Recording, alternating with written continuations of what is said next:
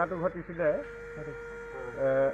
ডিচেম্বৰ 6 তাৰিখে বিহাৰৰ আজমপুৰত বুলি আমি মোবাইলৰ সূত্ৰে আমি গম পাইছিলোঁ যে অসমৰ পৰা লাখ লাখ নিবনুৱা কৰ্মসূত্ৰে ভাৰতবৰ্ষৰ বিভিন্ন ৰাজ্যত মানে তেওঁলোকে সংস্থাপিত হৈ আছে।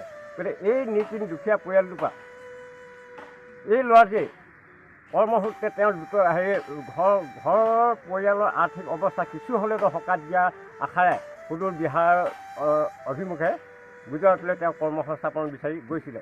গতিকে এই যে অতি দুৰ্ভাগ্যজনক ঘটনাটো যে ঘটিবলৈ পালে আমি ৰাইজে মৰ্মান্তিক হৈছোঁ, অত্যন্ত আমি দুখ পাইছোঁ যে আজি ৰেল যাত্ৰীসকলৰ কোনো সুৰক্ষা নাই।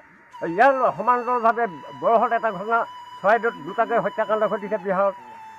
গতিকে এইটো কেনেকৈ হ'বলৈ পাইছে? আমি এটা তীব্ৰভাৱে আমি সেই দুৰ্বৃত্তসকলে আমি এই বিষয়টোত আমি গৰিহণা দিছোঁ আৰু এটা কথা আমি স্পষ্টভাৱে আমি ক'বলৈ বিচাৰিছোঁ যে অসম চৰকাৰে হওক আজি বিহাৰ চৰকাৰে হওক অসমৰ পৰা যিমান নিবনুৱা যুৱক যুৱতীসকল গৈছে আমি প্ৰায় মানে আমি সংবাদ মাধ্যমৰ যোগেদি আমি গম পাইছোঁ তাতে হত্যাকাণ্ডবিলাক হয়।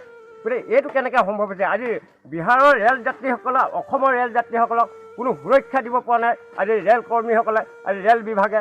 গতিকে আমি আশা ৰাখিছোঁ এটা উচিত তদন্ত কৰি উচিত তদন্ত হ'ব লাগিব, দুখীয়া শাস্তি পাব লাগিব আৰু লাখ লাখ নিবনুৱাই নিৰাপত্তাহীনতাত আজি ভুগিবলগীয়া এটা অৱস্থা যে তেওঁলোকৰ নিৰাপত্তা যাতে সুৰক্ষিত হওক, এইটো আমি অসম চৰকাৰৰ প্ৰতি আমি অনুৰোধ জনাইছোঁ আৰু বিহাৰ চৰকাৰৰ প্ৰতি আমি অনুৰোধ জনাইছোঁ।